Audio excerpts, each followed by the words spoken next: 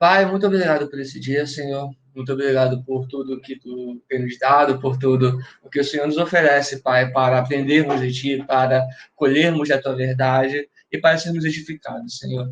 Eu clamo para que essas verdades que eu vou estar passando agora possam sendo enclausuradas no nosso ser, possam estar sendo internalizadas pela gente, que a gente possa estar entendendo, Senhor, a importância da igreja, a importância de se viver em comunhão, que a gente possa estar entendendo, Senhor, o valor que é essa comunidade de fé que o Senhor nos inseriu, dessa forma que a gente possa estar, de fato, desenvolvendo a vida cristã cada vez mais e mais saudável e que te honre e te glorifique, meu Senhor, por favor.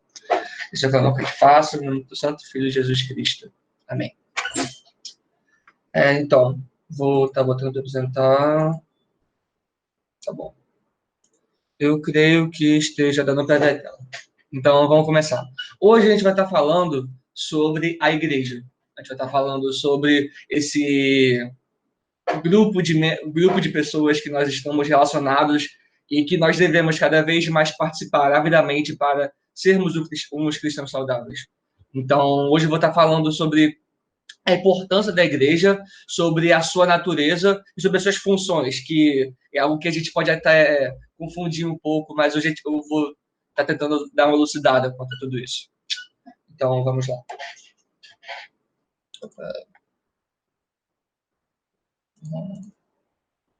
Então, a primeira pergunta é: o que é igreja?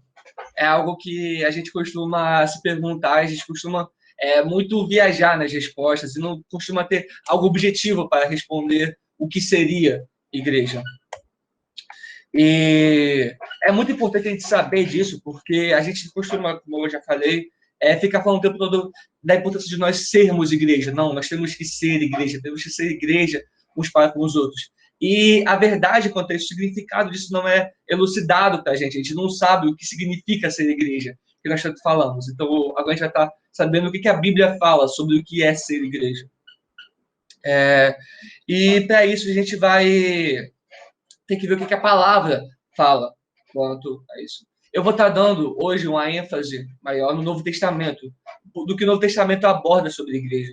Porque se eu fosse falar do que o Antigo Testamento aborda, eu ia ter que também entrar numa discussão sobre a continuidade do Antigo e do Novo Testamento. Se a igreja, por exemplo, ela é Israel, ela é Israel e se transformou na igreja, então todas as promessas de Israel foram para a igreja, ou se Israel é uma coisa e a igreja é outra.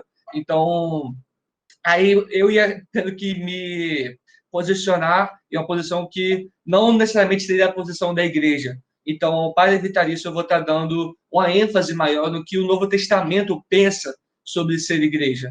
Então, eu creio que é algo que vai ser mais útil para a gente. Óbvio que eu também vou estar falando de algumas passagens do Antigo Testamento, mas é útil, vai ser mais eficaz para nós sabermos o que o Novo Testamento fala sobre ser igreja e igreja em si. E a palavra, o termo igreja, que a gente usa, vem do Novo Testamento, que é do grego eclésia, que é amplamente utilizado lá. E a palavra se refere a uma assembleia de cidadãos de uma localidade.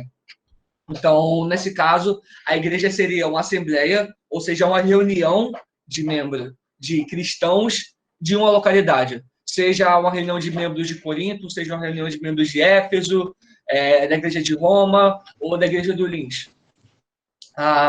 Oi, Ricardo. Oi, Thiago, desculpa aí, cheguei atrás. A igreja, então, seria uma reunião de pessoas para um certo fim. Então, por exemplo, eclésia era utilizado naqueles panteões, não panteões não, essa palavra é ruim, naquelas assembleias de Atenas que eles utilizavam para discutir, eu creio que vocês todos tenham aprendido isso na escola, que eles tinham a democracia grega, que todo mundo, o cidadão ateniense ia lá para discutir propostas e ideias. Então, aquilo era uma eclésia, aquilo era denominado uma eclésia, tipo, poderia ser usado o nome de igreja para aquilo. Só que o que a gente vai estar usando como definição de igreja é um local, uma assembleia, não um local, uma assembleia, um conjunto de cristãos que estão juntos lá para adorar a Deus. E nesse local, nessa igreja, tem que ter liderança, pregação, evangelismo, ceia, batismo e comunhão entre irmãos. Esses são os critérios necessários para você denominar, tipo, cara, isso é uma igreja, e se estou vivendo isso, eu estou os que tem como os propósitos que eu vou estar falando mais para frente. Então, isso que é a definição de igreja. É um conjunto de crentes que tem esses critérios que eu acabei de falar como prática em comum entre eles. E no Antigo Testamento, uma palavra que se assemelha a isso, essa daí era qual. Eu não vou me atrever a tentar pronunciar o hebraico, mas que também tem o sentido de ser uma designação ao ato de se reunirem, de estarem juntos. Então, isso que é a igreja. E no Novo Testamento, essa palavra de igreja ela tem um duplo sentido. Ela se relaciona tanto a ser todos os crentes em Cristo, em todas as épocas e lugares diferentes. Esse sentido de ser uma igreja que a gente vai falar católica, universal, que é de todas as pessoas que acreditam em Cristo, ela é vista em Mateus 16, 18, quando Jesus fala que construirá a sua igreja. E também quando Paulo se refere ao corpo de Cristo. Mas, por outro lado, também, ela ao mesmo tempo que ela é universal e que ela é ampla para todos os locais, ela é usada para um grupo de crentes de determinada localidade geográfica, que também é o que fala em 1 Coríntios 1, 2 e Tessalonicenses 1, 1. Quando Paulo se refere à igreja, às igrejas de Corinto, à igreja de Tessalônica, ele não está se referindo a toda a igreja universal, mas ele está se referindo ao grupo de crentes daquela localidade. Então, a palavra, o termo igreja, tem esse duplo sentido. Seja de crentes pelo mundo todo, seja de crentes da nossa comunidade de fé, no caso. Agora, eu vou estar falando sobre um termo que a gente pode acabar ouvindo muito tempo, por muitas vezes, que é eu sou a igreja, sabe? Essa é uma afirmação que as pessoas costumam utilizar, são as pessoas que não têm o costume, não querem congregar, ou que são chamados de desigrejados. Então, esse dito usado para argumentar a não necessidade de estar na comunidade eclesiástica que eu falo, é a comunidade de igreja mesmo, que há essa comunhão de fé. Então, isso é sustentável. Tipo, por que eu preciso ir para a igreja? Eu mesmo sou a igreja. Então, por conta disso, eu posso ficar na internet, eu posso não ir para cultos, eu posso ficar vendo pregação online nos domingos e posso estar lendo a Bíblia, orando todos os dias, eu estou tranquilo com isso. Porque a igreja não é prédios, a igreja não é nada, a igreja está em mim, eu sou a igreja, sabe? Essa costuma ser um discurso muito poético que essas pessoas costumam fazer para argumentar essa necessidade de estar com os irmãos. Caso eu esteja falando muito rápido, galera, vocês falam, porque eu espero. Deixa eu falando de forma pausada. Mas, enfim, essa sentença não encontra nenhuma base bíblica. Em nenhum momento a igreja é referido como algo singular, que uma pessoa ou que apenas uma pessoa ou que apenas uma pessoa consegue representar a igreja e ter todas as funções e todos os atributos da igreja. Não tem nenhuma passagem da Bíblia disso. Na Bíblia sempre fala da igreja como uma comunidade. A única passagem que pode se referir a algo singular da igreja é quando Jesus ele fala que sobre Pedro ele edificará a igreja. Mas isso é o sentido que sobre Pedro a igreja iria ter o seu início. Mas não fala que Pedro seria a igreja e que, por conta disso, a igreja poderia ser apenas uma pessoa. Não tem nada disso, sabe? Então, o que é correto é falar, tipo, não, eu não sou a igreja, mas eu sou parte da igreja, eu faço parte da igreja. Então, a gente tem que entender que a igreja é sempre comunidade, nunca um indivíduo. É sempre um plural, não um singular. Nunca há um singular na igreja. A igreja é sempre nós. É assim que Deus quer que a gente pense. Perfeito. Então, a gente vai estar falando agora sobre a natureza da igreja. A natureza da igreja de Cristo. E para a gente discorrer melhor, eu vou estar usando algumas ilustrações que Paulo ele utilizou para falar sobre a igreja, para discorrer sobre ela, e que demonstra as características da verdadeira igreja. E a gente vai estar observando como essas figuras se relacionam com a Trindade em si. Como A igreja é para cada pessoa da Trindade. E eu posso garantir para vocês que a igreja tem uma representação para cada pessoa. Primeiramente, para Deus Pai, a igreja é um povo de Deus. E para isso a gente usa a passagem de 2 Coríntios 6,16, quando Paulo declara que Deus decidiu fazer dos crentes o seu povo. Como disse Deus, neles habitarei e entre eles andarei. Eu serei o seu Deus e eles serão o seu povo. Então a gente pode olhar que a igreja é o povo escolhido de Deus. Ele pertence a ela e ela pertence a ele. É engraçado que esse versículo também faz referência a como Deus se referia a Israel. Deus sempre, costumamente, quando você lê o Antigo Testamento, você vê que, tipo, Deus falava, não, eles são o meu povo e eu sou deles, e eu habitarei entre eles. Então, Deus se relembra disso o tempo todo, e relembra ao povo de Israel isso o tempo todo. A gente consegue ver que agora Deus tanto fala do povo de Israel assim, como fala de nós crentes assim. Não, eu habitarei entre eles, e eles são o meu povo, e eu sou deles, sabe? Isso é muito bonito. E o conceito da igreja como povo de Deus, ela faz referência à iniciativa de Deus em escolher as pessoas. A gente consegue notar que no Antigo Testamento, Deus ele não escolheu uma nação para si. Ele não pegou Moabe como um todo, como um povo, escolheu para si, ou pegou a Filístia, alguma coisa assim, não. Mas ele que criou o povo, ele que iniciou o seu povo, ele que pegou Abraão e falou, de ti eu criarei uma nação, eu constituirei uma nação, e dela farei multiplicar, e ela será uma bênção, e quem amaldiçoar, vai ser amaldiçoada, abençoada, vai ser abençoada.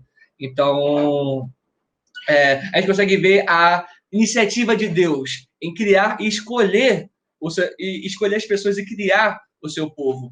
Então, e essa sociedade dele é expandida no Novo Testamento, não se atendo, como eu falei, unicamente a Israel, mas agora a todas as etnias, culturas e nações. Tanto é que nós, como brasileiros, somos incluídos nessas promessas. Então, dessa verdade que nós somos povo de Deus, tem algumas implicações. Que como somos povo dele, ele se orgulha de nós. Ele também nos provê segurança e cuidado. Assim como quando o povo estava no deserto fugindo de Faraó, e Deus ele provê a nuvem de fumaça para dar sombra e guiar eles, a nuvem de fogo para proteger eles, da mesma forma a gente pode crer que Deus ele irá nos proteger, ele irá nos manter em segurança nele, sabe? E deve ter essa sensação de pertencimento, tipo, cara, eu faço parte do povo de Deus, sabe? Então, da mesma forma, ele espera que nós sejamos seu povo única, exclusivamente, sem reservas e com fidelidade total. E no Antigo Testamento, o seu povo carregava algumas marcas dessa aliança. Seja uma marca individual, como era o caso dos indivíduos masculinos que faziam a circuncisão. Então, você conseguia ver que a pessoa ela era israelita, o homem ele era por conta da sua circuncisão. Mas também tinha uma marca comunitária da sua aliança, que era a arca da aliança. Ou seja, se a arca estava entre o povo, é sinal de que aquele era o povo de Deus e que Deus estava no meio deles. Hoje, a nossa marca, ela de fazermos parte desse povo, ela não é externa. A gente não precisa fazer a circuncisão nem ter a arca da aliança, mas sim ela é algo interno. Ou seja, a gente tem o nosso coração circuncidado espiritualmente. Ou seja, o nosso coração é separado para Deus, sendo unicamente para Ele. Então, a gente tem noção, dessa forma, que a nossa conversão ela não é uma inclusão na identidade cultural de Israel. Então, a gente não é mais baseado na aliança de Deus com o povo de Abraão, mas sim a nossa inclusão no reino do Filho, baseado na aliança que a gente tem por meio de Jesus Cristo. Então, naquela época, no Antigo Testamento, para você ser convertido, e você tinha que fazer parte do povo de Israel, tinha que passar pela circuncisão, tinha que fazer as festas, os ritos, e seguir toda a lei levítica para pertencer a esse povo de Deus e dessa forma obter essa salvação. Também crer no Messias que viria, que também faria parte desse conglomerado de crenças que você tinha que ter para fazer parte do povo de Israel. Só que agora a gente não precisa mais ser israelita para isso, a gente só precisa realmente crer no Filho e crer que Jesus é Filho de Deus e que a salvação vem por meio dele.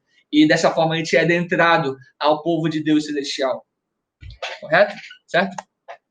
Agora, quanto a Cristo, a gente viu como a igreja é quanto ao Deus Pai, Agora, quanto ao Deus Filho, o que a igreja é para Jesus? A igreja é o corpo de Cristo. E essa é uma das figuras mais extensas que a gente vê biblicamente, que agora a igreja é o centro de atividade de Cristo.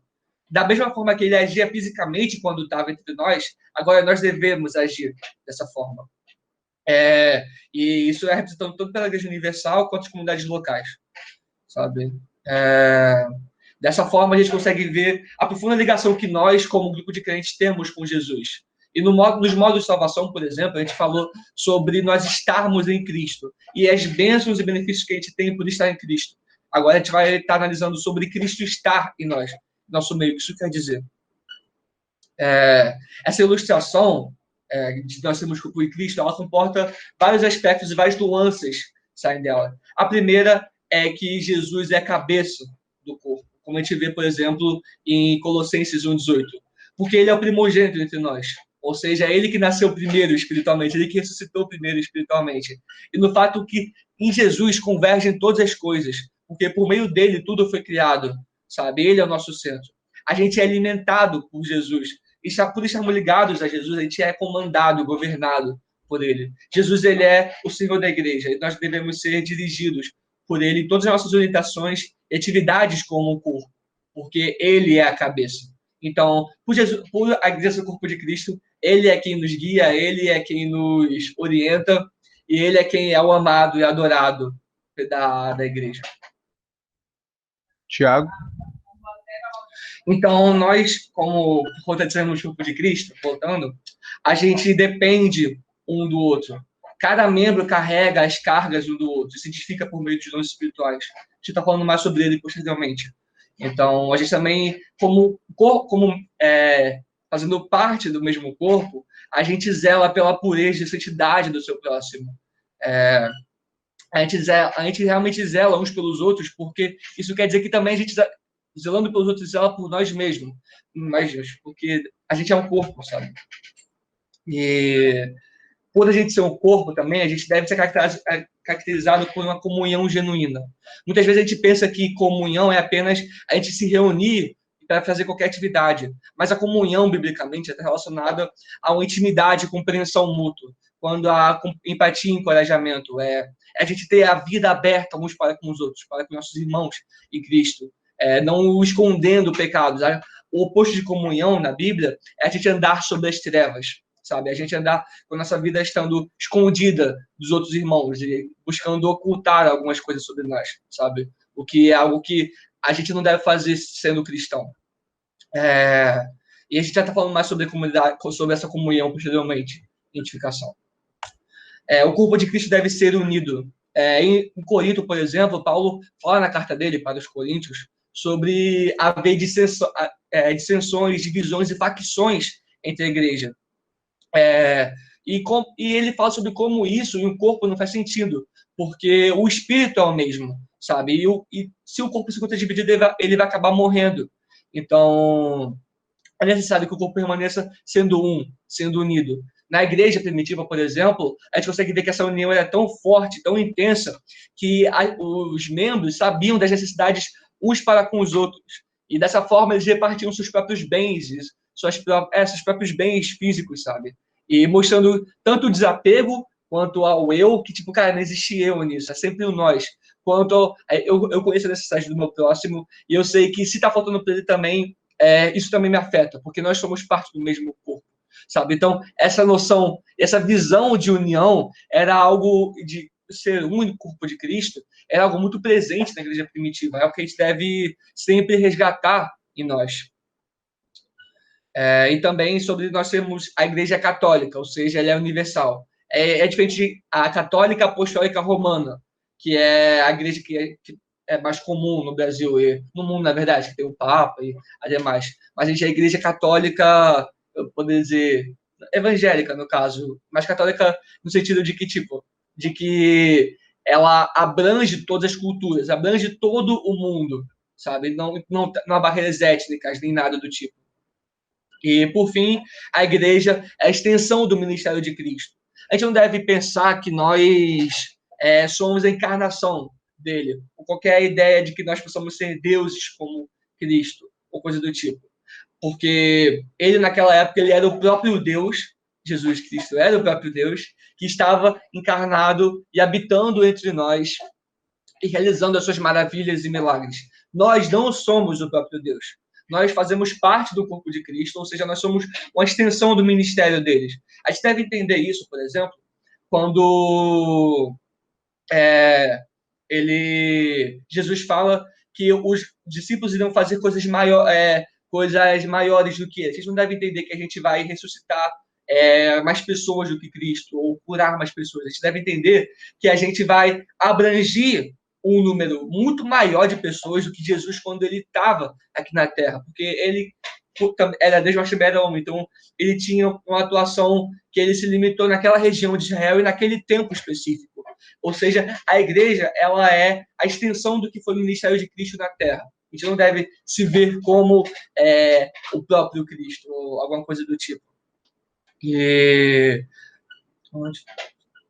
Então, a gente deve entender que nós estamos cumprindo uma comissão, uma missão que Cristo nos deu, que ele nos chamou em Mateus 28, 18. Então, somos a extensão geográfica e administrativa do seu ministério, dando continuidade à sua obra terrena. Agora a gente já falou de nós com o Pai, de nós com o Filho, e nós com o Espírito Santo, a gente deve se enxergar como o templo em que habita o Espírito Santo. A gente deve lembrar que foi por conta do Espírito Santo que a igreja teve o seu início. Quando o próprio Pentecoste batizou tanto os apóstolos, naquela época, quanto 3.000 pessoas. A gente deve ver esse momento que aconteceu como algo realmente especial, sabe? Que tinha que haver uma grande quantidade de pessoas sendo convertidas ali, e a partir dali a igreja foi criada. A gente deve olhar para o Pentecoste com uma admiração muito grande, porque ali foi o primeiro relato de batismo do Espírito Santo para pessoas que não foram Jesus, porque Jesus foi batizado quando foi batizado mesmo, quando a pomba desceu sobre ele. Mas no Pentecoste foi quando as pessoas pecadoras foram batizadas, o Espírito Santo entrou nessas pessoas. E tanto é que a partir de lá começou o ministério do Espírito Santo propriamente dito aqui na Terra. Sabe? E foi nesse momento que iniciou-se a igreja. Então é necessário que tanto os apóstolos estivessem cheios do Espírito Santo, fossem batizados por ele, quanto logo depois 3.000 pessoas fossem também batizadas por esse Espírito Santo, até que aí sim começasse a igreja. Então a gente pode afirmar biblicamente que a igreja, propriamente dita, foi iniciada no Pentecostes. E é o próprio Espírito Santo que continua trazendo cada vez mais e mais pessoas e agindo para a manutenção da própria igreja. E a igreja ela é habitada do Espírito Santo tanto individualmente, em cada pessoa, quanto comunitariamente. É como Paulo diz em 1 Coríntios 3,16, que ele fala que nós somos o templo de Deus e que o Espírito de Deus habita em cada um de nós, sabe? Nós, seja em cada pessoa de nós, o Espírito habita, quanto nós como a comunidade. Dessa forma, o Espírito partilha com a igreja a sua vida e as suas qualidades. O fruto do Espírito Santo, que a gente tanto prega, é algo para ser usufruído pelas outras pessoas. Sabe? A gente consegue ver sobre o amor, benignidade, longanimidade, paciência, e todos os demais. Eu esqueço de decorar o fruto do Espírito Santo, mas que o fruto do Espírito Santo, no caso.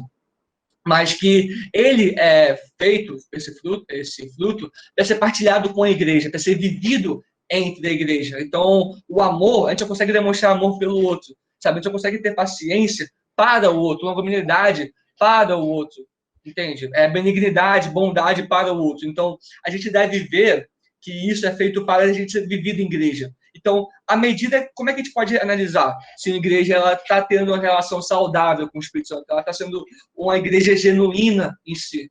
A gente vê se há a presença do fruto do Espírito Santo naquele local. Se há amor naquele local, se há bondade, benignidade naquele local, dos membros uns para com os outros. Então, isso denota que o Espírito Santo habita naquele local e está partilhando com aquela igreja a sua vida. O Espírito Santo também transmite poder para a igreja. É por meio do Espírito Santo que a gente consegue, de fato, cumprir a grande comissão de Jesus. Porque é ele que convence o pecador e conduz o arrependimento. Não somos nós. A gente pode ter O Matheus gosta muito de apologética, eu curto muito esse assunto. A gente pode ter a melhor didática possível, a melhor eloquência, os melhores argumentos. A gente pode ter uma apologética mais refinada possível. Mas quem conduz a pessoa ao arrependimento, a única pessoa que consegue mudar a natureza e regenerar alguém é o Espírito Santo. Então, ele também, além de transmitir esse poder, ele equipa o corpo, porque é o Espírito Santo que dispensa, que distribui dons por toda a igreja de forma gratuita, de forma que a sua sabedoria indica ser a melhor. Então, ele que concede isso tudo para que a igreja consiga se sustentar em si mesma. E o Espírito Santo também produz a unidade da igreja. A gente deve entender da unidade, a gente não está falando aqui que é uma uniformidade. Ou seja, tipo, não é uma igreja que todo mundo se veste da mesma forma, tem os mesmos gostos, tem a mesma cultura, cosmovisão e coisa do tipo, e que é todo mundo igual. E todo mundo padrão. Não. É muito bonito a gente perceber no reino uma diversidade. Tanto na Bíblia, como a gente falou no primeiro módulo, que é uma diversidade literária na Bíblia, uma diversidade que as pessoas de se expressar mesmo, tanto João se expressa de uma forma, Pedro se expressa de outra, Paulo se expressa de outra, Davi se expressa de uma forma. Há uma pluralidade, uma diversidade que é muito rica e muito linda. Da mesma forma, Deus espera ser assim na igreja. Então, quando a gente fala de unidade, que nós somos um só corpo, tendo uma só mente, não quer dizer que nós sejamos todos iguais, sejamos um exército padronizado, igual todo mundo tem o mesmo corte de cabelo e tem a mesma roupa e coisa do tipo. Não. Porque Deus, ele gosta, Deus, ele ama a diversidade. Mas nós sermos unidos por meio do Espírito significa que nós temos uma unanimidade em propósito e ação. Ou seja, nós temos as mesmas crenças. O que nos une são as nossas crenças. O que nos une não são os nossos gostos, não são as nossas aptidões. Porque se for por isso, a gente pode participar de um clube do livro. Sabe? A igreja se torna um clube, um clubinho que todo mundo gosta da mesma coisa. Então, isso é a igreja. Não, isso. A igreja é um grupo de pessoas diversas que estão conectadas pela mesma crença. E são unânimes. Tipo, cara, todo mundo aqui concorda em 5 coisas que caracterizam a igreja, sabe? Então, eu vou falar para vocês agora como é que a gente pode identificar um tipo de igreja, se ela seria uma seita ou se ela não seria. A gente pode considerar irmãos em Cristo, sabe? E para isso, a gente precisa ver se ela acredita em 5 coisas que são fundamentais e que toda igreja, para se dizer igreja cristã, deve acreditar, sem exceção, tá? Então, são 5 coisas, que é a autenticidade das escrituras. Se a igreja ela não acredita nisso, se ela não acredita que a Bíblia ela é a verdade e que ela, por meio dela, só é verdade, a gente não pode considerar irmão em Cristo. Nascimento virginal de Cristo. Cristo nasceu por meio de uma virgem. Isso a gente deve considerar também. Se eles debatem isso, não acreditam nisso, a gente não pode considerar irmão em Cristo. A divindade do Filho. Eles acreditam que Jesus Cristo é Deus? E se sim, a gente deve considerar irmão em Cristo. Eu acabei esquecendo de colocar um aí no slide, mas junto o sacrifício expiatório e ressurreição do Filho. Eles acreditam nisso, que por meio do sacrifício da ressurreição a gente consegue salvação, então a gente pode considerar irmão em Cristo. E o outro que eu acabei esquecendo de colocar é sobre a Trindade. Eles acreditam no Pai, no Filho e no Espírito Santo, que eles são Deus e que eles são 3, sabe? Eles são 3 pessoas, mas são um e são Deus. Eles acreditam nisso, então a gente pode considerar irmãos em Cristo. Então, é sobre esses pilares que a gente baseia a igreja e que todos nós somos unânimes e unidos, sabe? Então, como é que eu posso considerar que o outro é meu irmão em Cristo? Ele crê nisso. Se ele crê nisso, ele é meu irmão em Cristo. Não importa a sua diversidade, não importa a sua etnia, não importa muitas vezes as suas opiniões políticas, não importa. O que importa é ele crer nisso. Então, ele é meu irmão em Cristo, eu devo amá-lo como irmão em Cristo, sabe? E quem produz essa unidade é o Espírito Santo. Show? O Espírito também nos confere a sensibilidade de liderança do Senhor. Quando Jesus ele fala que iria ir, ele fala que o Espírito Santo iria vir e ocupar o seu lugar. Então, a gente deve concluir que o Espírito Santo ela indica a presença de Jesus no nosso meio. Ou seja, Jesus está no nosso meio porque o Espírito Santo está no nosso meio. Porque essa foi a forma que Jesus escolheu usar, sabe? Tipo, eu vou ir, eu vou subir, mas o Espírito Santo vai vir, sabe? Então, vocês podem contar com a minha presença lá. Quando Paulo fala, vós, porém, em Romanos 8, 9 a 10. Vós, porém, não estáis na carne, mas no Espírito, se é que o Espírito de Deus habita em vós. Mas se alguém não tem o Espírito de Cristo, esse tal não é dele. Se Cristo está em vós, o corpo, na verdade, está morto por causa do pecado, mas o Espírito vive por causa da justiça, sabe? Então, a gente consegue ver essa íntima correlação entre a habitação do Espírito e a presença de Cristo no meio da igreja. E, por último, o Espírito faz com que a igreja seja santa e pura. O Espírito que santifica os crentes, para que, dessa forma, sendo uma comunidade santa, ele possa habitar no meio deles. Então, o Espírito faz com que os crentes permaneçam firmes no seu caminho, atendo à obediência e liderança do Senhor. Certo? Show. Agora a gente vai estar entendendo as funções da igreja. As funções da igreja de Cristo. O que a igreja precisa fazer? A gente costuma muito viajar sobre o que a igreja precisa fazer. A igreja precisa fazer isso e a gente acaba se perdendo muito. Mas a Bíblia deixa claro 4 funções da igreja para o mundo que nós vivamos. E quais são essas funções? A primeira e a mais importante é a evangelização. A gente pode ver isso porque as últimas palavras de Cristo aqui na Terra remetem a respeito do evangelismo. Quando ele fala nas passagens da Grande Comissão, seja em Mateus, Marcos, em Atos.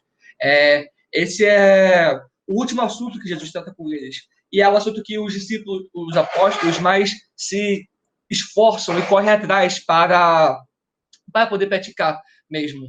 Então, dessa forma, se torna, parece que a própria razão da existência dos discípulos seja a evangelização, dada a importância que eles davam para isso. Então, não é toa que a última coisa que Jesus falou foi, cara, sai e prega o evangelho, sabe? Prega o evangelho para fazer discípulos, sabe? Por toda a Galileia, Judeia, confins do mundo. Samaria, confins do mundo. E o chamado para evangelizar é uma ordem. E dessa forma os apóstolos viam, a igreja via como uma ordem. Porque a partir do momento que Jesus Cristo era o seu Senhor, os discípulos se viam obrigados a fazer tudo o que Jesus ordenava. Porque só assim eles demonstrariam que amavam a Jesus. É o que Jesus fala em João 4, em João 14:15, que vocês só vão mostrar que me amam quando vocês me obedecerem o que eu falo. E qual foi a última ordem de Jesus para os discípulos? Evangelizem, sabe? Então, os apóstolos, eles se viam, cara, ou a gente ama Jesus, ou a gente não ama. E se a gente ama Jesus, a gente vai evangelizar, sabe? Não há algo tipo, cara, eu amo Jesus, mas não evangelizar. Tipo, isso era algo que não era lógico para eles. Porque se eles amavam, eles obedeciam a Jesus. O que Jesus falava, vocês vão evangelizar e vão pregar o evangelho. E é isso que eles faziam. Não era algo opcional, algo que eles podiam fazer ou não. Da mesma forma, os discípulos eles não eram mandados pelo seu próprio poder. Jesus não falou, cara, evangeliza aí e valeu, falou, tchau. Não. Eles precisavam tanto de autoridade quanto de poder e capacidade para fazer isso. E a autoridade para poder evangelizar foi dada pelo próprio Jesus durante a grande comissão, quando Jesus ele falou, toda autoridade me foi concedida nos céus e na terra. Portanto, vão e pegam o evangelho e façam discípulos. Então, nesse momento, Jesus confere aos discípulos, por ele ter toda a autoridade, Jesus, ele confere aos discípulos autoridade para poder falar em seu nome, poder abordar a respeito do evangelho, sabe?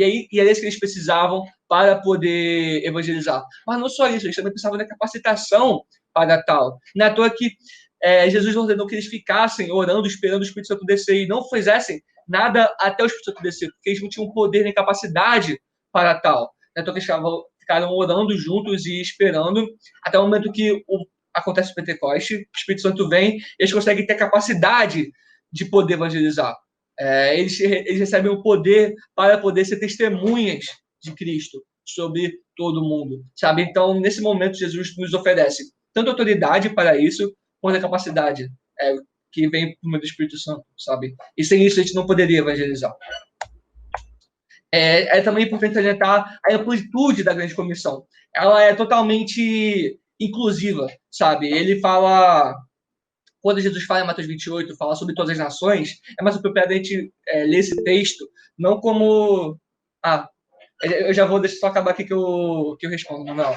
A gente deve ler esse texto não como nações que são países delimitados, mas sim cada cultura e etnia que existe na face da terra. São todos os povos, sabe? Além de em Atos 1:8, Jesus fala sobre a gente evangelizar tanto na Judéia, na Samaria e nos confins do mundo, sabe? Então ele fala para você evangelizar tanto no local onde você está, quanto no seu vizinho, que seria a Samaria, quanto nos confins do mundo. Ou seja, você evangelizar em todo local. Você percebe que não era uma ordem sequencial que Jesus faria. Não era tipo, você pega primeiro a Judéia, aí depois vai para Samaria, aí depois vai nos confins do mundo. Não, era algo simultâneo. Você pega tanto aqui, quanto no vizinho, quanto em todo lugar, sabe? Então, é por isso que a gente precisa cada vez mais e mais de mais que a gente precisa tanto de mais trabalhadores para estarem evangelizando, quanto formar os novos cristãos para evangelizar também, para que dessa forma o evangelho possa estar sendo difundido de forma mais rápida. E um momento que todos os povos ouvirem sobre Jesus, ele irá vir, sabe? Então, dessa forma, a gente acaba ansiando, a gente mostra a nossa sociedade em Jesus retornar logo, por meio do evangelismo. Agora, deixa eu ver a pergunta da Manuela. A igreja que não fala sobre evangelismo está fazendo algo que não é certo? Precisa ver o que é falar sobre evangelismo. A igreja ela precisa falar primeiro sobre o evangelho. A igreja em si, a pregação do evangelho, nas pregações, fala sobre o que Jesus Cristo fez por nós e sobre a nossa salvação nele. A igreja precisa falar isso na pregação. E a igreja também precisa falar também sobre o evangelismo. Precisa equipar os crentes, os cristãos, para eles evangelizarem em qualquer lugar que eles estejam. Então, eu não sei qual certo foi a ideia da sua pergunta, mas então a igreja precisa falar sobre o evangelismo, tanto pregar o evangelho nos púlpitos, isso precisa ser, porque todo cristão necessita ouvir o evangelho constantemente, até mesmo para os visitantes que vão na igreja precisam ouvir esse evangelho nos púlpitos, mas também precisa equipar os cristãos para que eles possam evangelizar em todo lugar que eles vão. Então, sim, a igreja precisa falar sobre evangelismo. Então, tanto equipando quanto falando de púlpito. E que essa seja a resposta para a sua pergunta. Certo? Show. Então, para isso, a igreja ela precisa mobilizar o máximo de esforços possíveis para levar o evangelho para todas as pessoas e assim ser fiel a Deus e agradar o seu coração. Que esforços a igreja precisa fazer? Tanto as próprias pessoas da igreja irem e evangelizarem no local onde elas estejam, seja no trabalho, faculdade, no local onde elas foram inseridas, elas precisam evangelizar, quanto a gente deve, em nossa missão, sustentar os missionários que estão no campo, seja missionários locais, seja missionários em outros estados, seja missionários em outros países. A nossa função como igreja, sustentar eles, porque eles também estão cumprindo a grande comissão tanto quanto nós, sabe? Então, é nosso dever sustentá-los. Então, a evangelização também diz respeito a isso, também diz respeito a sustentar as pessoas que estão no campo. Então, não tendo esse tipo de visão de evangelismo e de missões, a igreja se torna uma igreja doente. Então, aí eu queria falar sobre uma coisa que a gente costuma ter muito, que para a gente ser um missionário, a gente deve ter um chamado missionário. E é algo que as pessoas costumam ficar muito, às vezes, apreensivas ou nervosas. Tipo, cara, será que eu tenho chamado missionário? Será que é para eu ir? Será que... E uma coisa que eu queria dizer para vocês é, tipo, sim, você tem um chamado missionário. Todo cristão tem um chamado missionário. A gente pode depois ver o que seria missionário em si, se missionário seria só ir para outra nação e pegar o evangelho, viver integralmente disso, ser missionário, ou ser missionário ser todo cristão. Eu estou aqui falando sobre a parte quanto quesito de evangelizar, sabe? Se você faz parte da grande comissão, se você obedece Jesus quando ele fala para evangelizar, obedece a missão de Jesus, então você seria um missionário. Porque a grande comissão ela é um chamado universal não para apenas um grupo específico de indivíduos, mas para toda a igreja. Então, ela foi chamada para pregar as boas novas para qualquer pessoa, em qualquer lugar. Então, seja onde você mora, onde você trabalha, em outro estado, até outro país, você deve ser um missionário no local onde Deus te colocou, na região onde você habitar. Então, a maior questão se torna se você deve ser um missionário de tempo integral, e viver única e exclusivamente para isso, ou se você deve ter um trabalho que você se sustente e sustente a sua família. Essa deve ser a questão. Para onde você deve ir também, óbvio. Você, tipo, cara, eu sinto que faz sentido, eu devo ir para tal país. Aí você vai. Aí lá você deve, tipo, discernir se você deve servir o seu chamado de missionário de tempo integral, tipo, cara, você vai ser só missionário e vai viver 24 horas do seu dia fazendo isso, só isso. Ou se você vai também trabalhar, o que também não deixa de ser missões, porque Deus ele nos coloca em empresas, em ONGs, em faculdades, ele nos coloca lá para isso, para que a gente possa trazer o reino de Cristo para lá, porque nós somos representantes do seu reino, nós somos povo de Deus, corpo de Cristo, dentro do Espírito Santo, sabe? Então ele nos coloca nesses locais para que a gente possa estar sendo missionários lá também, sabe? Só que a gente precisa também, a gente precisa então entender e discernir o que a gente pode fazer, o que a gente deve fazer. Se a gente deve ser missionário de tempo integral, dessa forma a gente vai ser sustentado pela igreja, pela nossa comunidade, ou se a gente vai trabalhar e vai garantir esse sustento tanto para nós, quanto trabalhar para sustentar os missionários que também estão servindo o chamado de tempo integral. Então, essa é a nossa... Essa a gente deve discernir em espírito. E também em comunidade, em igreja. E caso a gente tenha o desejo de servir missões integralmente, a igreja local deve estar acompanhando intensamente esse processo, sendo necessário, então, estar sob supervisão. Tipo, não rola falar que estou chamado missionário, falar que quer viver de missões integrais, se a sua igreja não está ciente nem um pouco desse processo, se é algo unicamente seu, sabe? Porque, como eu disse, a igreja não é eu, a igreja não é só uma pessoa, a igreja é um corpo, é um plural. Então, não rola você só viver missões destruídas do seu corpo como eclesiástico, da sua comunidade de fé. Não rola.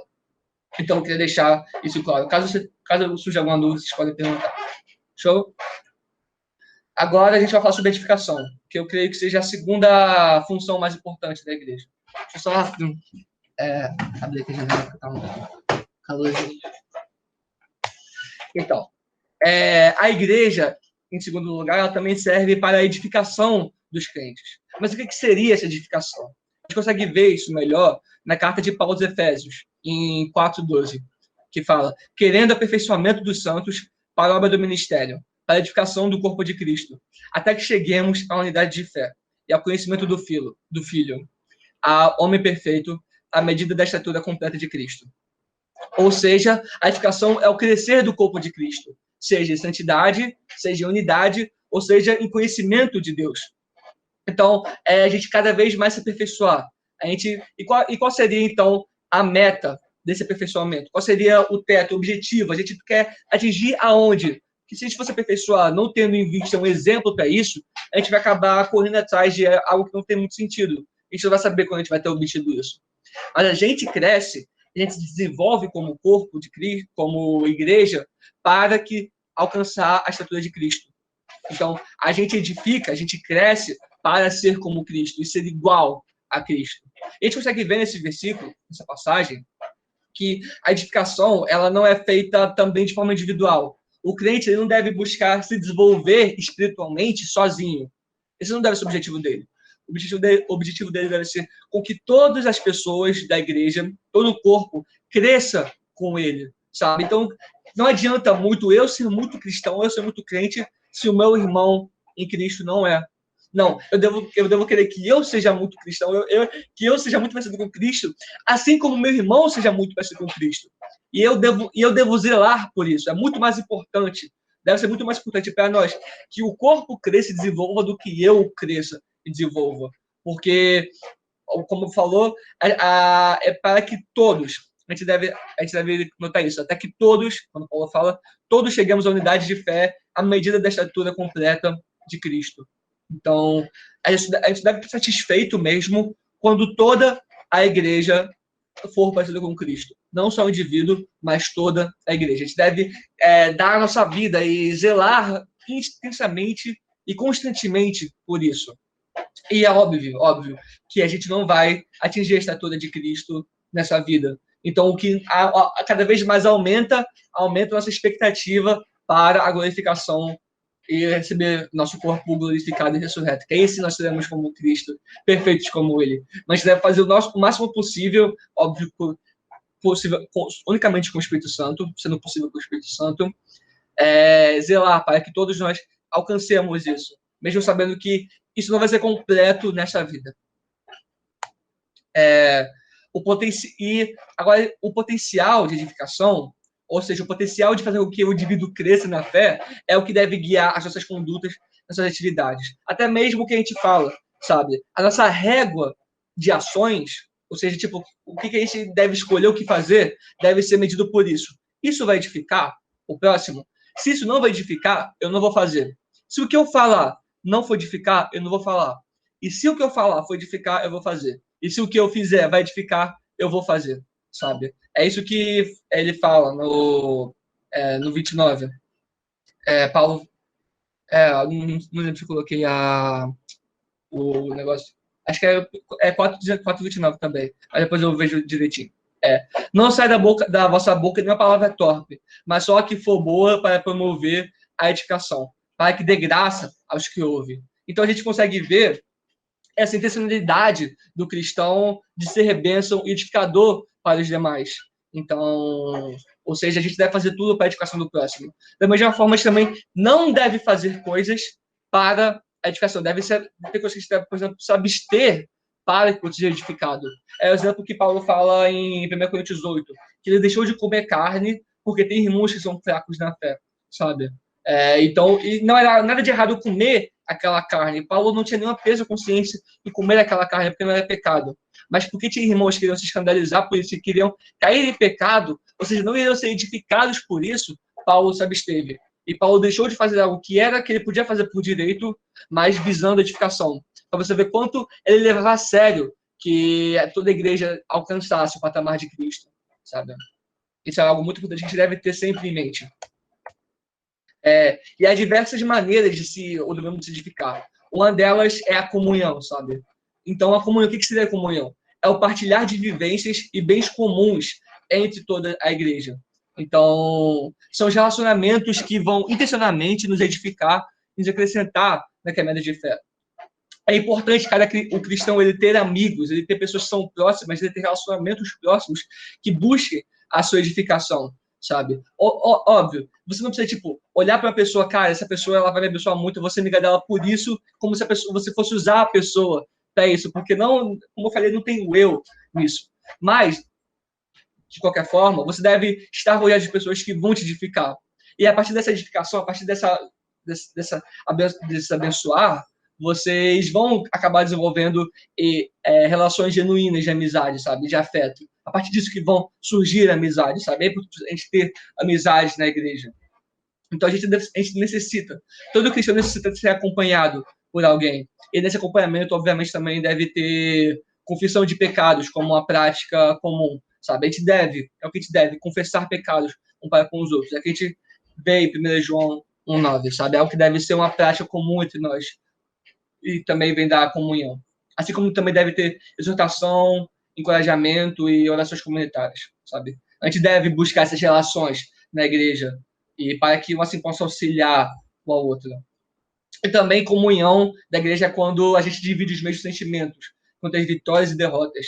É o que o Erickson fala, por exemplo, que na comunhão com os outros, a dor ela se reduz, enquanto a alegria, quando aumentada, ela aumenta quando ela é partilhada. É como diz uma música famosa, a alegria compartilhada é alegria redobrada, sabe? Foi até o que o tio Ricardo pregou no On The Rock, sobre como isso é importante, sabe? Como é importante essa comunhão entre membros, sabe? Quanto isso nos instiga e de fato nos ajuda na caminhada de fé, sabe? Então é algo que realmente é verdade, sabe? A gente necessita ter essa comunhão.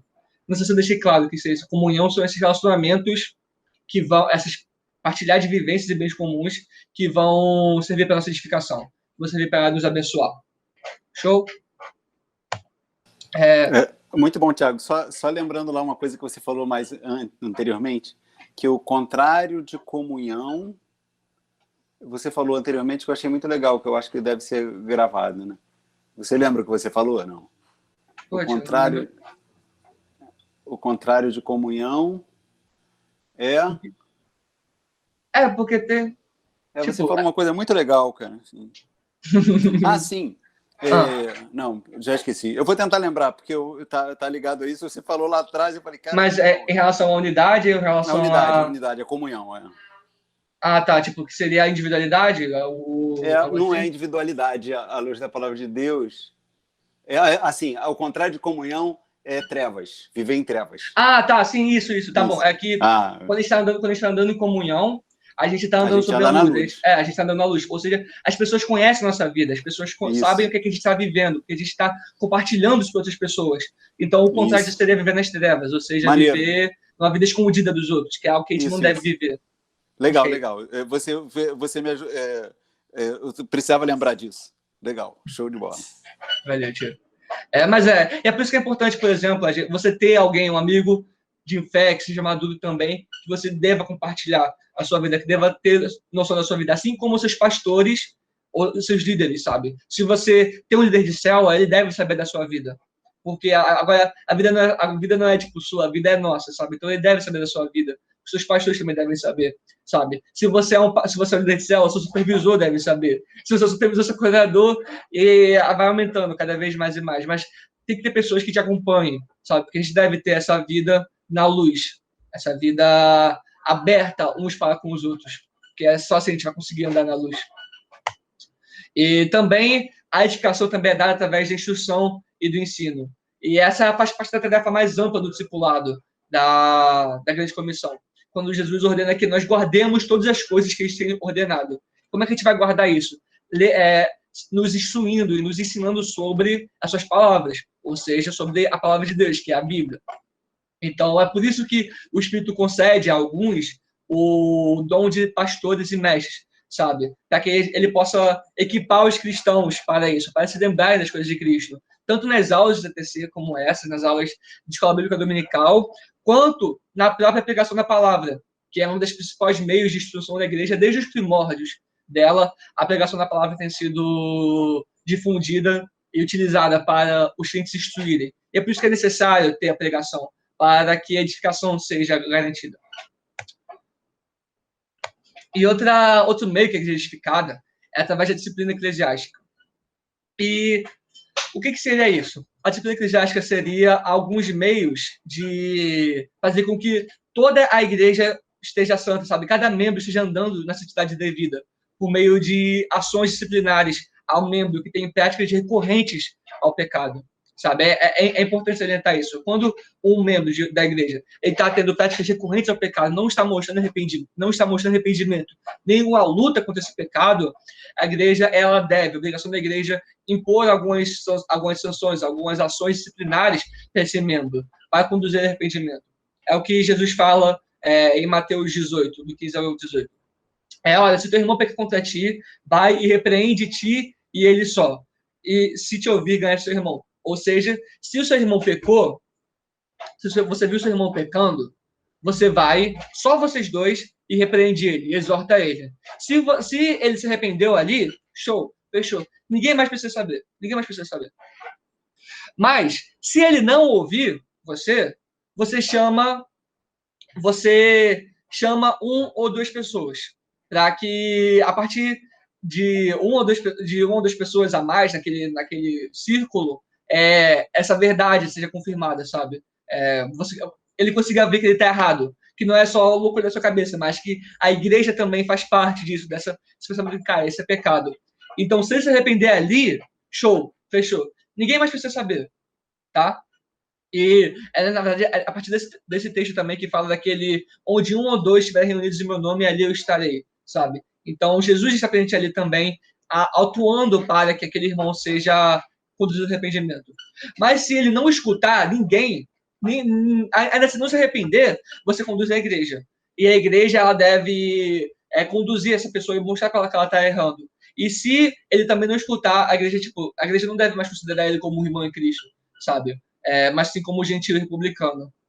Aí que Jesus fala: em verdade vos digo que tudo que ligardes da terra será ligado ao céu. Tudo que desligardes da terra será desligado no céu. Ou seja, não quer dizer que se a igreja chegar para uma pessoa normal assim, falar que você não é mais crente, não é cristão, essa pessoa ela vai se desligar do céu e vai perder, e não vai mais estar no livro da vida. Não quer dizer isso.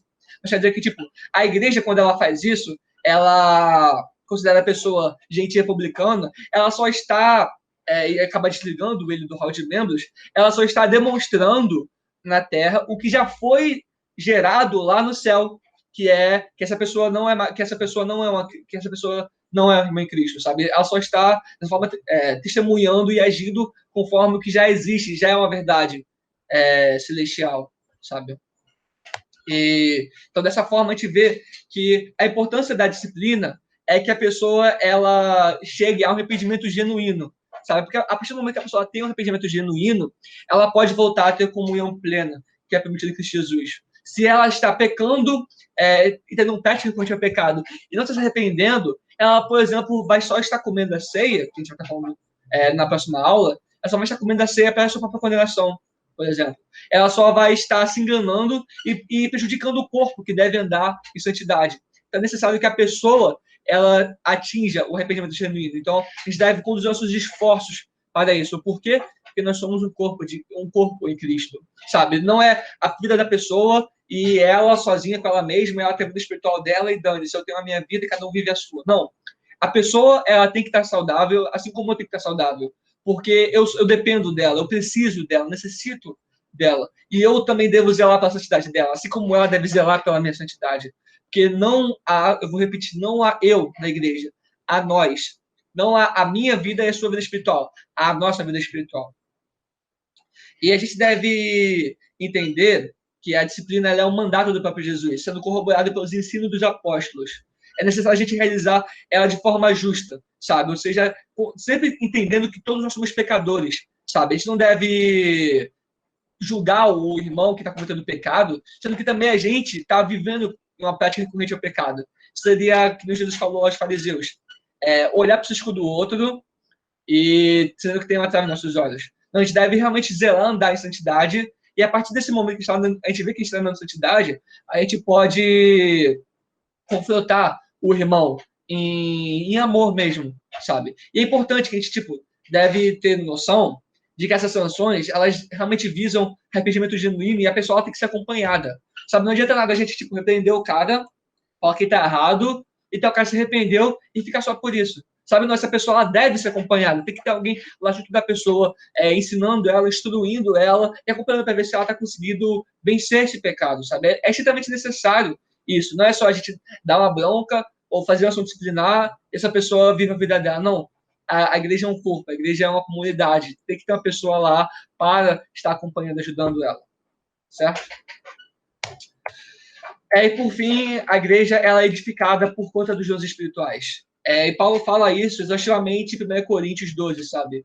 E lá a gente vê que todos os membros da igreja, sem exceção, possuem um dom conferido por Deus. Ou seja, você que está me vendo, você tem um dom conferido por Deus. E esse dom não serve para satisfação própria, para minha promoção, mas sim pelos propósitos já citados, que é o crescimento, é para a edificação. O dom serve para que eu edifique o próximo, e não para que eu possa estar me expondo, me exibindo. Porque por mais que alguns dons sejam mais notáveis que outros, ou seja, o dom da pregação da palavra, por exemplo, o cara vai pregar a palavra no púlpito, então ele está mais em evidência do que a pessoa que tem um dom de serviço. Mas não, na Bíblia não há um lance que alguns sejam mais importantes, sabe? Como a gente vê, por exemplo, em 1 Coríntios no 12 ao 14, sabe? Que não existe um dom mais importante do que os outros. Tipo, que a igreja precisa desse, esse aqui não precisa tanto. Não, todos os dons são estritamente necessários e a igreja precisa de todos, sabe? E nenhum dom é comum para todos. Ninguém tem o mesmo dom. Ninguém tem. E não há uma pessoa, da mesma forma, que possua todos os dons. Então, você consegue entender isso? Olha só. Eu vou ser edificado por meio de um dom que eu não tenho, mas que você pode ter. E você pode edificado por meio de dom que você não tem, mas que o Mateus, o Ricardo, a Joana, o Guilherme, qualquer pessoa pode ter. Ou que eu posso ter. Sabe? Porque eu não tenho todos os dons. Eu não consigo me edificar por mim mesmo. Eu não consigo ter uma vida cristã isolada. Tipo, não, é o que eu vou falar o tempo todo. Não rola uma vida cristã isolada. Porque falta coisas em mim. E o que falta em mim, você tem. E o que falta em você, nós temos. Sabe? Então, dessa forma, a gente vai se completando, se encaixando e juntos crescendo como um corpo, sabe? Cada vez mais e mais e mais. E toda igreja tem uma pessoa que... E não falta pessoas na igreja que tenham dons, sabe? Ou seja, tipo, se existe uma vaga, uma lacuna que a igreja tem, há uma pessoa lá que vai ter um dom para aquilo. O Espírito ocupa, distribui com a sua sabedoria os dons que a igreja precisa. Então, não é a igreja que não tenha alguma coisa, que não tenha algum dom específico, tipo, nossa, eu queria tanto que tivesse alguém com o dom do serviço. Não, alguém na igreja tem o dom do serviço. O que o resto da igreja procurar é a pessoa também conseguir discernir esse dom dela. E no Novo Testamento, há 4 listas sobre os dons, sabe? Sobre quais são os dons. Então, por eles terem isso, a gente infere a pensar que os dons eles não são limitados estritamente àquela lista, tipo, só tem isso e nada mais, não tem mais nenhum dom. Não, mas que existe, o que elas querem dizer, na verdade, não é uma limitação que só esses dons, mas que há uma incrível variedade de dons concedidos pelo Espírito, sabe? Então, sim, por mais que a virtude que todo cristão deve ter, seja fé, serviço, contribuição, há alguns que têm uma capacidade maior que isso.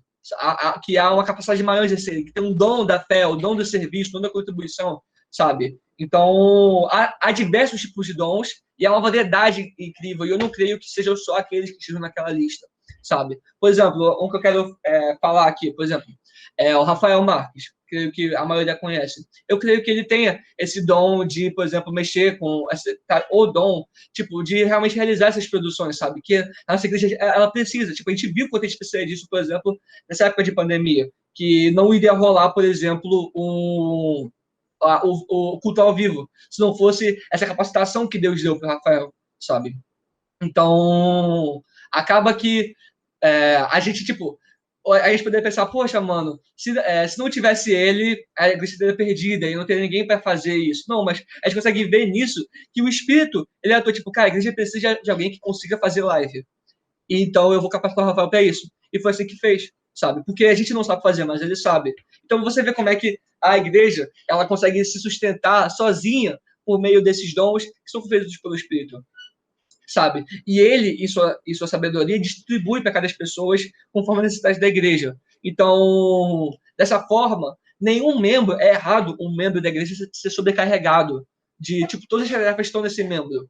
Não, porque ele não tem todos os dons, sabe? Mas deve ser algo que seja distribuído pela igreja, que seja, isso é a palavra que a gente usa muito, e liderança mesmo, que é quando um líder ele distribui as atividades, delegar isso, delegar. Deve haver essa delegação de atividades, e não uma sobrecarga sobre a pessoa.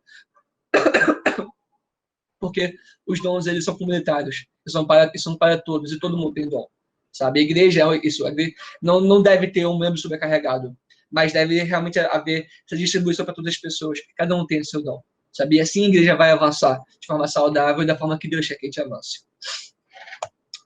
Então, é o que eu já falei, dá para ser cristão sem igreja? E como então já foi discorrido, não. Não dá para viver uma vida em Cristo sem estar inserido na igreja. É impossível. É impossível. Então, isso tem, como já falei, o lance dos desigrejados. E a gente vê um versículo que realmente consegue quebrar isso, que é em Hebreus 10, 25. Não deixar a nossa congregação, como é costume de alguns, antes admoestando uns aos outros, e tanto mais quanto vedes que vai se aproximando aquele dia.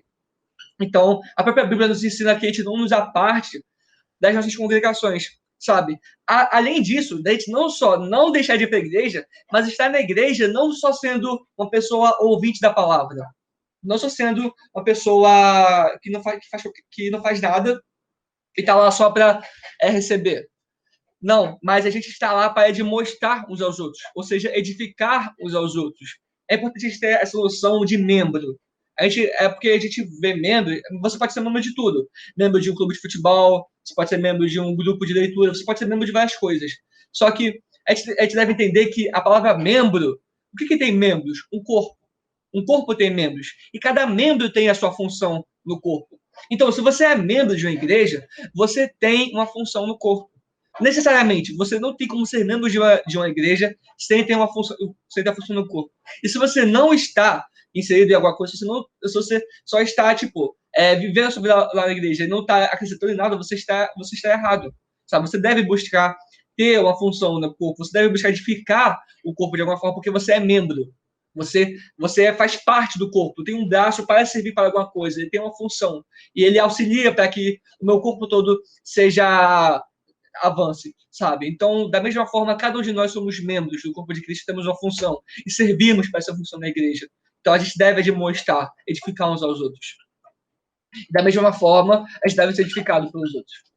A gente necessita, a gente precisa dos nossos irmãos para sermos edificados. Sem eles, a gente não consegue atingir a estatura de Cristo. Porque, como eu falei, eles têm dons e talentos que eu não tenho. A gente necessita congregar, porque a gente é pecador, sabe? Eu necessito confessar o meu pecado para uma pessoa, e não necessariamente confessar para mim mesmo e fechou, sabe? Eu necessito que outra pessoa me discipline quando eu pecar, porque eu mesmo não posso me disciplinar quando eu tenho pecado. Eu necessito de vocês. Vocês necessitam, e todo mundo necessita de todo mundo na igreja. É importante salientar que não ir para a igreja, por exemplo, para precaver de alguns momentos específicos, por exemplo, como na pandemia, não significa ser um desigrejado. Você não deixa de congregar porque você não está indo para a igreja porque você está buscando a sua saúde, por exemplo. Você está nesse período de pandemia, isso não quer dizer que a gente deixou de ser igreja, de congregar. Não, mas a gente deve buscar viver uma vida onde haja liderança, pregação, evangelismo, ceia, batismo e comunhão entre os irmãos. Se você está vivendo isso, você está vivendo em igreja, você está vivendo em comunidade e você não é um desigrejado, você não está desobedecendo a Deus. Beleza? Agora, adoração. Já estou acabando já. Outra função da igreja também é a adoração, ou seja, esse reconhecimento e exaltação de quem é. Então, enquanto a igreja, a edificação, ela é voltada para o nosso irmão em Cristo, para edificar o nosso irmão em Cristo, a adoração em si ela é voltada para o próprio Deus. A igreja ela se reunia regularmente, a igreja primitiva se reunia regularmente para adorar. E essa é uma prática incentivada por Paulo. A gente pode ver, por exemplo, em Colossenses 3,16, que Paulo fala: a palavra de Cristo habite em vós abundantemente, tanto em toda sabedoria, ensinando-vos e admoestando-vos uns aos outros, com salmos, hinos e cânticos espirituais, cantando ao Senhor com graça em vosso coração. Então a gente vê que Paulo, ele fala para os colossenses eles realmente cantarem cânticos e hinos e salmos para Deus. Que dessa forma eles também serão ensinados e admoestados e edificados, sabe? Mas isso deve ser uma prática da igreja. E a gente deve também entender que, por mais que seja algo voltado para Deus, sim, deve ser voltado para Deus. O papel também da adoração, a adoração também tem o papel de edificação para nossos irmãos. Então, há sempre algo que a gente deve aprender com as músicas que a gente canta. E a gente deve estar atento a isso. A edificação também deve beneficiar a pessoa que adora, sabe? Ela também deve fazer com que a pessoa cresça em fé. E eu falo isso, eu afirmo isso, que a adoração também deve edificar, ou seja, a gente deve ser ensinado, uma das canções que a gente fala, na passagem de 1 Coríntios 14, do 15 ao 17, que fala: que farei, pois, orarei com o Espírito, mas também orarei com entendimento. Cantarei com o Espírito, mas também cantarei com entendimento. Porque realmente tu dá bens, aí de outra maneira, se tu bendizes com o Espírito, como dirá o que ocupa o lugar do indulto? O amém sobre a tua ação de graças, visto que não sabes o que dizes, porque realmente tu dá bens, graças a Deus, mas o outro não é edificado. Ou seja, o que ele quer dizer? Naquela época, em Coríntios, o pessoal ele estava visando muito os cânticos espirituais, os salmos e os dons espirituais de falar em línguas. Só que o irmão não estava sendo edificado por isso, porque não havia interpretação, não havia explicação do que estava sendo cantado, do que estava sendo falado em línguas, por exemplo. Não havia essa interpretação, esse discernimento e esse entendimento. Eles faziam essas coisas sem esse entendimento. Então, e Paulo está falando para que, você fazendo isso, você foi edificado, você adorando dessa forma, você foi edificado, você fez isso tudo, mas o seu irmão do lado, ele não foi edificado. Então, não faz, sabe? O que você faz? Você faz isso, mas também que haja essa explicação, haja esse entendimento, para que o próximo também seja edificado. Porque esse também é a função da igreja, sabe? Não é só eu, é o nós. Então, é por isso que a gente deve cantar e ministrar louvores com esse entendimento, buscando edificarmos aos outros através dessas canções, desses cantos que a gente recita para Deus, sabe? Também é esse local do ensino na adoração, que também é uma das funções. A adoração é uma das funções da igreja. E, por último, a preocupação social. Ela é a quarta função da igreja que eu queria ensinar para vocês hoje. É a última. A gente não consegue desvencilhar a igreja do seu papel no desenvolvimento social, no desenvolvimento comunitário. Nós como igreja, temos a responsabilidade de exercer atos de amor com os crentes e para com os descrentes. E isso é visível, por exemplo, nos evangelhos. Jesus ele se importava com a necessidade dos pobres, com a necessidade das pessoas que sofrem, sabe? Quando, por exemplo, ele é questionado pela pessoa que é intérprete da lei, quanto o que seria esse amar ao próximo, sabe? Quem seria esse próximo? O que Jesus respondeu? Jesus respondeu através da parábola do bom samaritano. Que o que quer dizer? Que você vai mostrar que você ama o próximo se atentando às suas necessidades, não só se atentando a elas, mas agindo em prol delas, como foi o bom samaritano, porque o levita, ele estava lá passando, olhou para o cara que estava jogado no chão e passou. O mestre da lei olhou para a necessidade do cara e passou. Só o bom samaritano olhou para a necessidade da pessoa e agiu em prol dele, tipo, carregou ele e tal. Então a gente consegue ver que não há teoria de socialidade prática na preocupação social, sabe? E que a gente só vai mostrar que a gente ama o próximo se a gente também age em prol dele. E no próprio Mateus 25, 39 ao 46, a gente consegue ver que o que diferencia os crentes genuínos daqueles que precisam de declarações vazias são os atos de amor no nome de Jesus. Essa passagem é quando Jesus fala, quando chegar no reino dos céus, o próprio Jesus vai falar para eles: bem-aventurados de vocês, porque me viram com fome e me deram comida. Me viram com sede e me deram bebida. Me viram nu e me deram de comer. Me viram preso e me visitaram, sabe? Então, você vê que os crentes não só viram que a pessoa estava com fome, mas também fizeram algo para saciar isso. Ao contrário daqueles que não são cristãos, aqueles que são cristãos que declaram vaziamente Cristo ao Senhor, eles só fizeram isso. Eles viram que Jesus estava com fome, ou seja, que o pobre estava com fome e não deu de comer. Viu que estava com sede e não deu de beber. Sabe? Só viu na teoria, mas não agiu na prática. E é nesse ato de amor que a gente consegue demonstrar que a gente ama genuinamente Deus. E essa preocupação social, ela também é compartilhada pelos apóstolos. Por exemplo, Paulo, ele realizava constantemente coletas na igreja de dinheiro para os pobres, sabe? E a pessoa que mais dá veemência a isso é Tiago, é o líder da igreja, Tiago. Que ele fala que a religião pura e imaculada para com Deus Pai é essa: visitar os órfãos e as viúvas nas suas tribulações e guardar-se da corrupção do mundo. Então a gente vê que para Tiago a religião, ela é genuína e verdadeira quando ela também é acompanhada dessas obras para aqueles que necessitam disso, sabe? Assim como, por exemplo, ele denuncia a hipocrisia da preocupação, da preocupação destruída de atitudes. Foi o que eu falei. É você só se preocupar com a pessoa e não fazer nada por ela. É como ele diz, por exemplo, no capítulo 2. E se o irmão ou irmã estiverem nus e faltarem algum mantimento cotidiano, e algum de vós lhe disser: ide em paz, aquentai-vos e fartai-vos, não lhe der-lhes coisa necessária para o corpo, que proveito virá daí? Assim também a fé, se não tiver obras, é morta em si mesmo. Ou seja, se você for apenas aquele cara que se importa da teoria, poxa, ele está passando necessidade, né? Caramba, que coisa, poxa. E não fizer nada por isso, você também está tendo uma fé morta. Uma fé morta porque não vem associada às obras, sabe? Então, dessa forma, é extremamente necessário que a igreja ela conheça as necessidades dessa comunidade e haja também em vista dessas necessidades. E, por fim, a preocupação social também inclui a condenação das injustiças, sabe? Denunciar e condenar as injustiças que acontecem. Por exemplo, Amós, diversos profetas serviram para uma voz contra o mal. O próprio João Batista, por exemplo, exortou e repreendeu Herodes pelas suas práticas pecaminosas, o que lhe custou a liberdade e a vida. Então, a preocupação social é tanto a gente agir em prol daqueles que precisam, quanto agir contra as injustiças desse mundo e denunciar e clamar contra elas.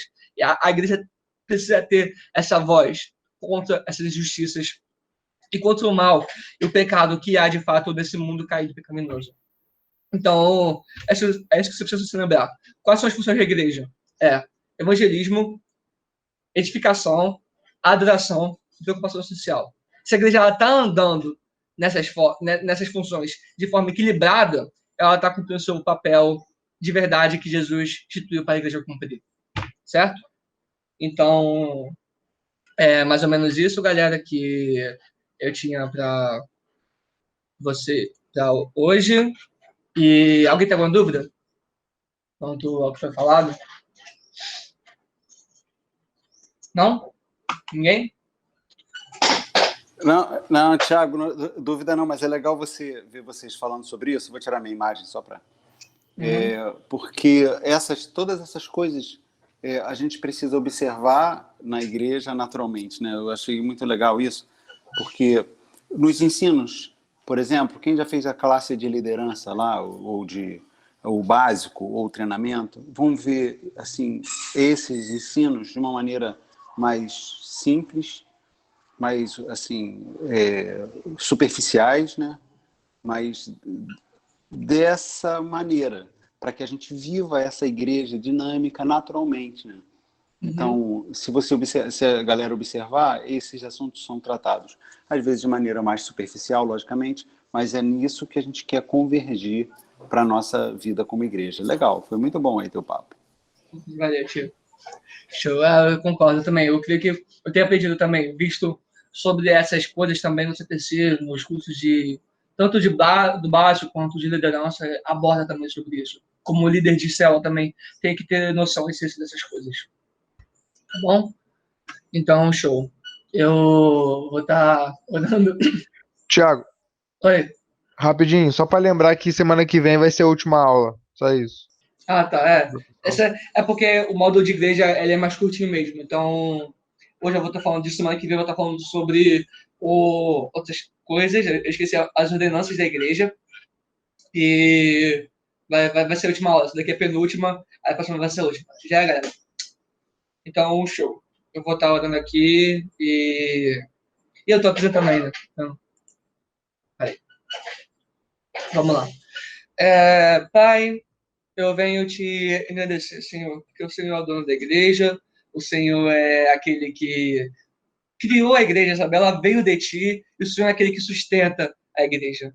Então eu venho te glorificar, eu venho te exaltar, Senhor, porque o Senhor é o corpo, o Senhor é a cabeça, Senhor, do nosso corpo, Pai. O Senhor é aquele que nós somos o seu povo, Senhor, e o Senhor habita em nosso meio, sabe? Então, para que a gente possa ter um entendimento cada vez mais profundo, Senhor, da complexidade e da grandiosidade que é a tua igreja, Senhor, que nos faça realmente nos empolgar, sermos membros, que nos faça nos empolgar, Senhor, fazermos parte desse corpo e que a gente possa realmente estar entendendo isso e em resposta a isso, está servindo a igreja, está nos dando, Senhor, a dedicação dos nossos amigos, nossos irmãos em Cristo.